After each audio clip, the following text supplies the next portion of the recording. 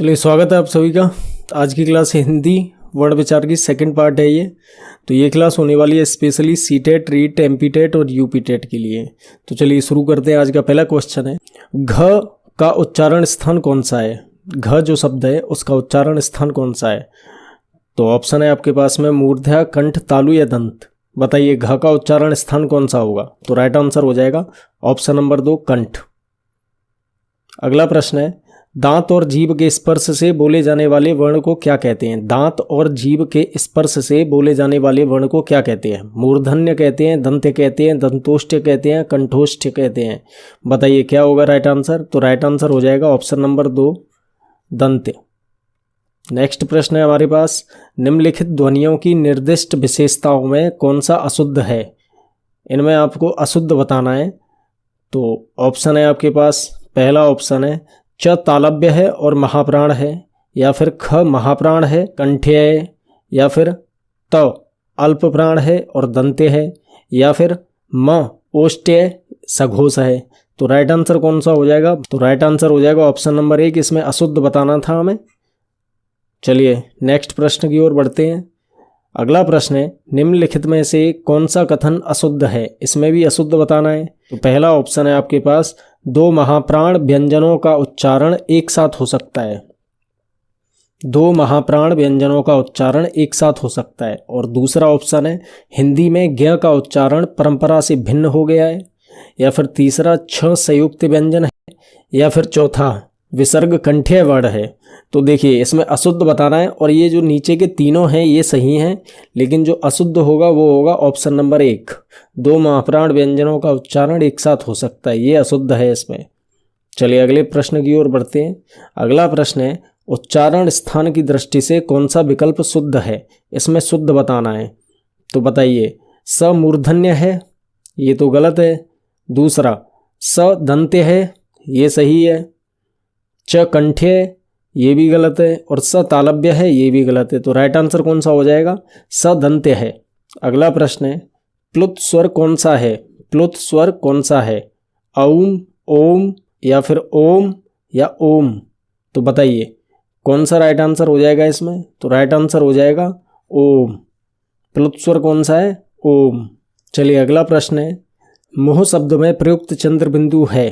मुह शब्द में प्रयुक्त चंद्र बिंदी है, तो क्या है? शिरोरेखा है, अनुस्वार है, अनुनासिक है या नासिक है? तो राइट आंसर हो जाएगा अनुनासिक। नेक्स्ट प्रश्न है, किस विकल्प के सभी वर्ण स्पर्श व्यंजन नहीं है? किस विकल्प के सभी वर्ण स्पर्श व्यंजन नहीं है? तो पहला ऑप्शन है क ठ द भ, या दूसरा थ च फ ख, या तीसरा ऑप्शन ग ज य व, या फिर चौथा ऑप्शन ध झ घ प। तो राइट आंसर कौन सा हो जाएगा? राइट आंसर हो जाएगा ऑप्शन नंबर 3, ग ज य व। इसमें पूछा गया था किस विकल्प के सभी वर्ण स्पर्श व्यंजन नहीं है। तो राइट आंसर हो जाएगा हमारा ऑप्शन नंबर 3, ग ज य व। चलिए अगले प्रश्न की ओर बढ़ते हैं। अगला प्रश्न है, इनमें हिंदी वर्णमाला से संबंधित कौन सा कथन गलत है? हिंदी वर्णमाला से संबंधित कौन सा कथन गलत है? तो पहला ऑप्शन है, च वर्ग को स्पर्श संघर्षी भी कहते हैं। दूसरा ऑप्शन है, क वर्ग ह तथा अ आ कंठ्य वर्ण माने गए हैं। या तीसरा ऑप्शन, ड और ढ को उच्छिप्त व्यंजन कहते हैं। या फिर चौथा ऑप्शन, समस्त स्वर अघोष वर्ण है। तो इसमें क्या बताना था? इसमें बताना कौन सा कथन गलत है। तो राइट आंसर हो जाएगा ऑप्शन नंबर 4, समस्त स्वर अघोष वर्ण है, ये इसमें गलत है। चलिए बढ़ते हैं अगले प्रश्न की ओर। अगला प्रश्न है, इनमें से किस विकल्प के सभी वर्ण मूर्धन्य हैं? इनमें से किस विकल्प के सभी वर्ण मूर्धन्य हैं? तो ऑप्शन आपके पास हैं, तो बताइए कौन सा ऑप्शन सही रहेगा?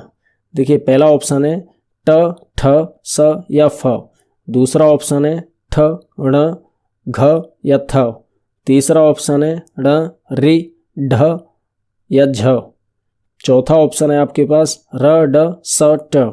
तो बताइए सभी वर्ण मूर्धन्य हैं, ऐसा कौन सा ऑप्शन दिख रहा है आपको इसमें? तो राइट आंसर हो जाएगा ऑप्शन नंबर 4, र ड स ट। ठीक। चलिए अगला प्रश्न है, ढ का उच्चारण स्थान है। ढ का उच्चारण स्थान है कंठ, तालु, मूर्धा या दंत। तो राइट आंसर हो जाएगा मूर्धा। ढ का जो उच्चारण स्थान है वो क्या है, मूर्धा। अगला प्रश्न है, निम्न में से संयुक्त व्यंजन है, निम्न में से संयुक्त व्यंजन है, स्र, ब, भ या स। तो राइट आंसर कौन सा हो जाएगा, स्र। अगला प्रश्न है, स्वर किसका भेद है, स्वर जो होता है वो किसका भेद है, संधि का, समास का, वर्ण का या लिंग का। तो राइट आंसर हो जाएगा ऑप्शन नंबर 3 वर्ण का। चलिए अगला प्रश्न है, ऊष्म वर्ण है, इसमें से ऊष्म वर्ण कौन कौन से हैं। तो देखिए य, र, ल, व या स, स, स या फिर च, छ, ज या ट, ठ, ड। तो बताइए राइट आंसर हो जाएगा ऑप्शन नंबर 2 स, स, स। ये तीनों के तीनों क्या हैं, ऊष्म वर्ण होते हैं। चलिए अगला क्वेश्चन है, अयोगवाक कहा जाता है महाप्राण को, अनुस्वार एवं विसर्ग को या फिर संयुक्त व्यंजन को या फिर अल्प प्राण को। तो राइट आंसर हो जाएगा ऑप्शन नंबर 2 अनुस्वार एवं विसर्ग को। अगला प्रश्न है, ढ का उच्चारण स्थान है, ढ जो होता है उसका उच्चारण स्थान क्या है, नासिक्य, मूर्धन्य, कंठोष्ठ या कंठ तालव्य। तो राइट आंसर हो जाएगा नासिक्य। अगला प्रश्न है, हिंदी में स्पर्श व्यंजनों की संख्या है, हिंदी में स्पर्श व्यंजन कितने होते हैं, 22 होते हैं, 23 होते हैं, 24 होते हैं या 25 होते हैं। तो राइट आंसर हो जाएगा 25। अगला प्रश्न है, अनुस्वार एवं अनुनासिक का प्रयोग, अनुस्वार एवं अनुनासिक का प्रयोग करने संबंधी त्रुटियों को दूर किया जा सकता है। तो कैसे किया जा सकता है दूर, ऑप्शन है आपके पास, पहला ऑप्शन है छपी सामग्री से समृद्ध वातावरण देकर, या फिर दूसरा ऑप्शन अनुस्वार वाले शब्दों की सूची बनवाकर, या तीसरा ऑप्शन स्वयं सही उच्चारण का आदर्श प्रस्तुत करके, या फिर चौथा अनुनासिक के नियम बनाकर। तो बताइए राइट आंसर कौन सा हो जाएगा। तो राइट आंसर हो जाएगा ऑप्शन नंबर 3 स्वयं सही उच्चारण का आदर्श प्रस्तुत करके हम अनुस्वार एवं अनुनासिक का प्रयोग करने संबंधी त्रुटियों को दूर कर सकते हैं। चलिए अगला प्रश्न है, ट वर्ग में किस प्रकार के व्यंजन हैं, ट वर्ग में किस प्रकार के व्यंजन हैं, कंठ्य, तालव्य, मूर्धन्य या दंत। तो राइट आंसर हो जाएगा मूर्धन्य।